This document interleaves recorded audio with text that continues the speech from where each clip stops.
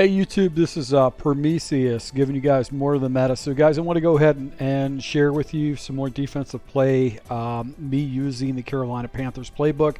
In particular, when I like to use cover one hole blitzes. It's something that I don't use a double mug blitz on a regular basis. I just find it's better to use it as a situational type defense in third and fourth down situations, or if I got a guy that doesn't adjust to it.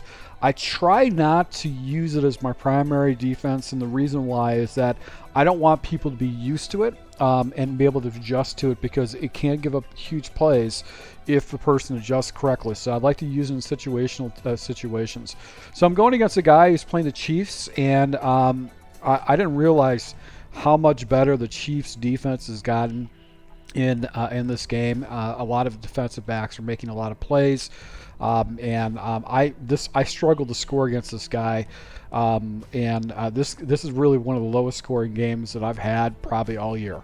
Usually what I like to do when I come out in a series is just to get a feel for what my opponent does. And right here, what I'm doing is just running cover 6, but I'm actually playing the sticks. So these guys should drop up. My responsibility is kind of fill this gap, and I've got players all playing deep responsibilities, and I want to see what type of a player this guy is. I do slide my guys over. He gets awesome blocking with Pacheco, and he actually picks up an easy first down on that. That's not a good way to start off with a cover 6. This guy, they had run fits on that side, so for me not to have any guys on that side is really tough. What I do is I do shift my line over. So I want these one-on-ones to basically not be able to out-leverage my guys, so this guy can come in and I can kind of fill the gap. That's my responsibility. So that's why I shifted my line over to the left. And I think what I did with this is I still played the sticks, where I have hard flats, but these guys are going to play the goal line markers right here. They're going to play actually the first down markers, and I've got a float right here because I do have protection over the top, and I'm not really worried about the three wide receiver side. I just want to see what he's going to run. He runs basically an in, a corner, and then I think he's got a clear out. And my area is right here. I actually have to sit right here. I'm just kind of waiting, floating, and I come down, and I actually hit his guy right there. But it was a really good read progression by him. He's running. Looks like the plays are stock. So back here, he goes into a single back wing tight left. So anytime I see single back or under center type stuff, wing, I'm always going to jump into this 4-4 defense. And what I like to do is initially in the first series is like to use engage 8, because a lot of times people will go in these heavy sets and they're going to try to run. It's a 2nd and 3 situation, so I'm expecting him to run. So because everything's tight, I'm going to go ahead and press everybody down, bunch up my line right here, my linebackers, and you can see the guy just shoots right in and gets him into a 3rd and 5. So he lost a couple yards on that. No huddles, and this is where I actually jump into a different place. So I initially had cover 2 invert, which would have been the better call in this situation, but I actually do cover 3 match, because a lot of times people use crossing situations. So he goes ahead, he's got a play action with a flat out there. He's got a flat, a little dragging route, and I think what he's got is he's got a corner over there. So the corner is locked up. I got a defender out there, and you can see actually he drops it down to that little underneath route, and he's able to go pick up a first down. So he's doing a really good job against my defense right now. But this is really one of those situations where you just want to feel out your opponent, see what they like to do. So I go back into cover 6 once again, and I'm going to basically go ahead, I think, play the sticks, shift my line off to the right. He does a little play action, and he's running basically kind of a crossers with a deep post over the middle of the field, and I have no defender out here. This is just wide open, but I got to defend the tall side, the route underneath. He checks it underneath, makes a really good read. Nobody's out there. It was a perfect play against the defense I was running. Match coverage did not match that correctly. If I would have had the coverage set up there, I was actually running cover 4 quarters, and that just basically blew it up completely. So that just wasn't a really good adjustment for what he was doing. Now he's got a bunch formation. So he's got his 3 wide receivers here. He's got a single wide receiver here. And let's see what I do. I've got basically, I figured I'm just going to go ahead and run same thing, expecting he's probably going to have something crossing over. So what I did here is I dropped out another defender right here into a drag, and I'm just anticipating that he's going to do some type of crossing stuff over the top, but he hits me vertical. So he's got the crosser over the middle. I've got that's my responsibility. He's got this route, and then he's got another outside route. Now the best read in this type of situation is to pop that and get rid of the ball right away, but he actually waits for the seam to develop, and he throws the seam. My safety actually comes over and knocks the ball out, makes the play for me, knocking that ball out. So if he would have hit the that quick out, he probably would have been able to have got some yards on it, but he didn't do that. So now he comes out a flex off close, which is like a doubles formation. I had to go ahead and jump into 3-3 over based on what he's running. And I think I just run basically cover 3, and then I jump into cover 3 hard flats. So let's see if I do that. Okay, so whenever I see double sets, especially tight double sets, I like to run cover 3 because this safety messes up people. They anticipate this guy's going to come down, but he actually comes down and gets out wide, and it basically kind of messes up the reads. And I've got hook zones underneath. He does a little motion play that actually comes back right here, and you can see the safety's taking that away. It comes down to the flat, and he goes back to the comeback routes on the backside, and I'm able to go ahead and knock that out with my defensive back. So right here, we're in a situation where it's a 3rd and 10 situation. This is when I'm going to light someone up with a blitz. So I'm going to go ahead and jump off a baseline. I usually run my defense strictly in baseline. I'm going to go into man coverage. I'm going to run this cover 1 hole. I like cover 1 hole because I like how the defenders line up perfectly.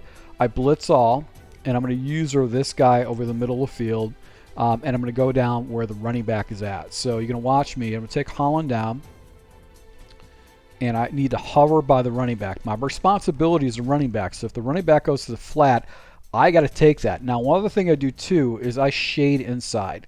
So I get my guys shading the inside.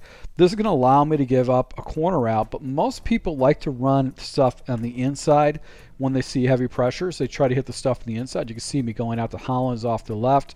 He's got a route here. He's got a route here. He's got a route here. He's got this guy over the top.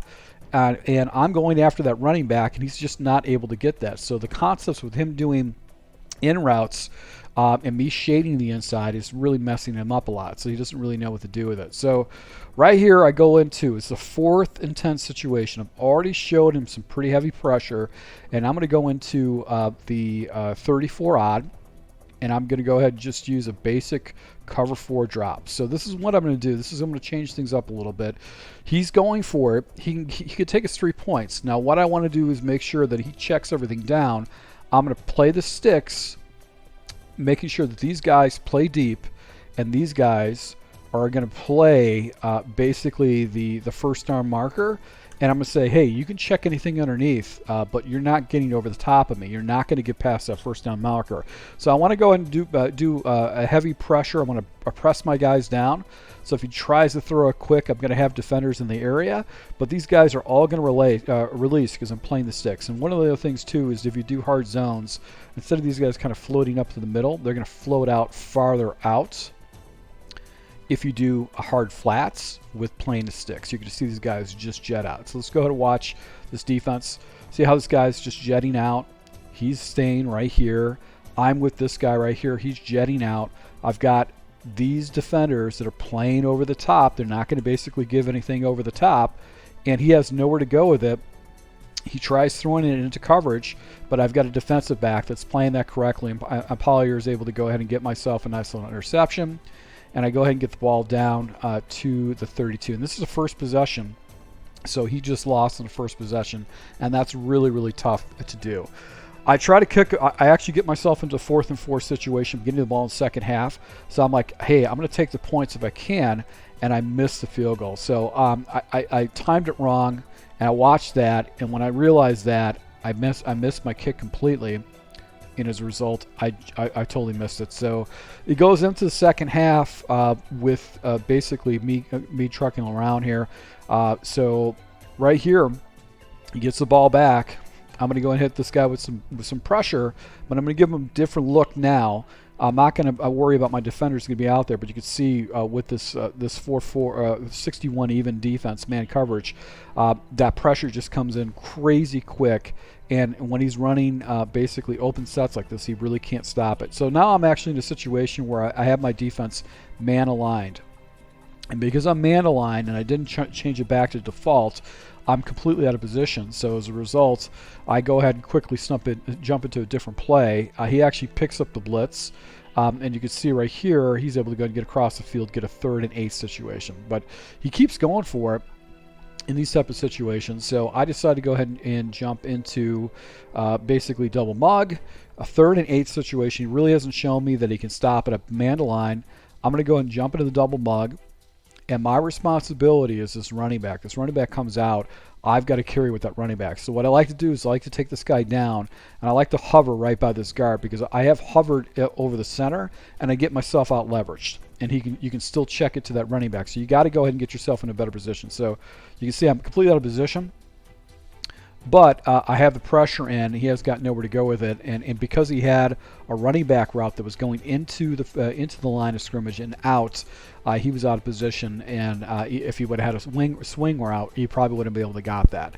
So he decides to go for it. I guess he felt like he got a cheap one because he missed because I missed a field goal in that situation. So I'm going to go ahead and stay with this double mug. He hasn't really shown that he's going to use it, but I don't want to use it in every single play because if I do, he's going to figure out how to break a play, and he's using the best team in the game, which is going to be the Chiefs. They're going to pop one open because of the speed of that team. So I end up scoring in the 3rd quarter. I get myself 3 points. His defense I was really struggling against this guy's defense. It seemed like these guys made plays. And then on top of it, one of the things that sucks about playing against the Chiefs in Kansas City Stadium is that when you change, you make audibles. Sometimes you have to make that audible 3 times. And because I run a very audible focused offense, going against the Chiefs is my weakness. So I probably need to use the Chiefs moving forward because of how I run my offense. It's not really conducive. I don't snap plays. So I'm actually out of position right now. I'm actually in the wrong defense, and I decided just to blitz all. This is a very risky move. I should have never done this, but I blitz all because I've actually got man aligned. He actually drops it down to the underneath route that makes a good read, but the pressure comes in. I'm able to go ahead and get a little block shed right there and actually get him into a situation where he picks up 5 yards. So now I set it up correctly. I do this all the time when I'm switching from defenses because I typically like to run baseline defense, but because I was switching back and forth, I didn't pay attention about the series. So now I go into baseline. I'm going to play the sticks just to go ahead and just catch him off guard. And right here actually tries running the ball. Pacheco falls forward for 4 yards to get it to a 3rd and 1. So that was not a very good situation. And I think he actually jumps into a goal line. And I go into 4-4. Bunch up my line using engage 8 because there's not a lot of passing options in goal line. Bunch up my line. I don't know if I crashed. No, I crashed. I didn't crash them down. These guys are crashed up. So his center basically was not getting mugged at all, and he's able to go and fall forward behind the center. So that's actually a really good play by him. Not a very good smart defense by me. So right here, shift the line over, make sure that I've got leverage against here, and I think what I did is I might crash the line off to the right so that at least get to the outside of the lineman, not letting them get leverage. So you can see I crashed him off, and he actually goes and throws it right by my user, and Brooks does nothing for me. So I just switched over to Brooks as my user, and he's not making a play. I think it doesn't really make much of a difference who I use now with this linebacker core. They're just terrible. So now I try to hit him with a blitz. This is one of the situations where I'm going to go at 1st and 10 situation. I'm going to hit him with a blitz, and I'm setting this guy up for basically a situation where I've got guys outside. I'm also going to put this guy into a spy, and I've got this guy in man coverage because he's been using his running backs. I'm going to go and user this guy over the middle of the field and try to protect for anything that kind of crosses over. If he's trying any kind of corner routes, he'll be able to get those, but I've got those hard flat, and I've got the seam flat out there to actually do that. And he's making some adjustments. He's probably seeing this, expecting I'm going to use some pressure, and actually gets a flag right there in that type of situation. So now I switch it up, go back into base. it's normal off close, and this is where I'm going to go ahead and use that cover 3 type coverage, cover 3 hard flats, if I see these type of these tight sets, because I'm looking for mesh concepts. And this play works very good against mesh. So right here actually does a little underneath route, and I've got a defender out there, tackle him, and he falls and trips on himself for a 2nd and 16 situation. So doing pretty good right there in that type of situation. Now I'm going to go ahead and hit him with another man blitz. I think I'm going to use the 61 even. He's in empty, and this is just a really good defense to go ahead and use. I probably could show blitz on this, and the pressure just, he doesn't come in perfectly, but you can see right there, Hopkins is able to go ahead and pick up a couple yards, but you know, that's not what he wants. He doesn't want to get rid of the ball, and now his tempo is actually, he's getting used to the blitz, and he's not used to seeing that. So now I jump into baseline, and I'm going to go ahead and run that cover 3 once again against him, because he's using these tight formations, and he's taking the clock down. So back at it, waiting for the next play. He's chewing the clock down. I'm assuming what he's thinking is that I get 3 points or I get 7 points and win this game. I don't want to give this guy the ball back again, because I was moving the ball against him. I just couldn't punch it into the end zone. His defense was making really good plays. So Trey open offset. Anytime I see Trey open, I want to go and use cover 6. This is the type of plays I want to go and use. I go ahead and use the cover 6 Willie, and I want to flip this. So I've got my box formation on the right side. I've got these guys manned up, and I got box over here. I probably should be picking up on this guy and bringing him down in the box, because you can get away with that if you got man alignments like that. But I'm actually using dots in the middle of the field, and it actually drops it down to the quick out, and he's not able to turn it up. So this guy's not a very good elite player, because he'd probably be able to figure out how to get leverage. Now I jump into man coverage right now. I'm going to go ahead and use this cover 1 hole, because he's been struggling with it for the entire game, but I don't want to freaking show this to him every single time. I don't want to give him a reason to do this out. So now this is where he comes in and starts making the smart adjustment. All right, so I've got to go ahead and use this guy. I've got to take this guy to the outside. I've got a drag underneath. I've got, he could do some kind of crosser. He could do a little hitch route. But another big threat is a slant on this side. So anytime I see this, I'm going to go ahead and shade these guys in. I want to say, hey, man, if you're going to beat me with an out, you got to show that to me. I'm going to go ahead and make sure I cover this, and my responsibility is to kind of get into this area and then come down to the running back if the running back flies out. So that's my responsibility, but the shade is really important. Now, what's the key with this defense that I'm running with the Dolphins is this is my best player right here. That's Ramsey, one of the best defensive backs in the game. He will make plays for you in the right defensive situations. And you can see right here, this guy's making adjustments. He knows what he wants to do. He tries to hit me with a slant, and Ramsey jumps it and picks off the ball. So that's the great thing about having a good defensive back like Ramsey, is that he's going to do this if you use man coverages. So you got to have good man defenders that have good awareness to be able to go and run this type of coverage, especially about the inside. So I ended up winning the game 3-0. This is how bad of an offensive pudding it was for me. I was really struggling against the Chiefs. I'm not being able to call audibles. Running out of time, and my offense was just flat against this guy, but I'm able to go and pick up a victory. So guys, once again, if you do like these type of videos, these defensive breakdowns, make sure you hit the like button below, and if you want to see how I run my offense, you can go to my Patreon. Thanks for your support. Until next time.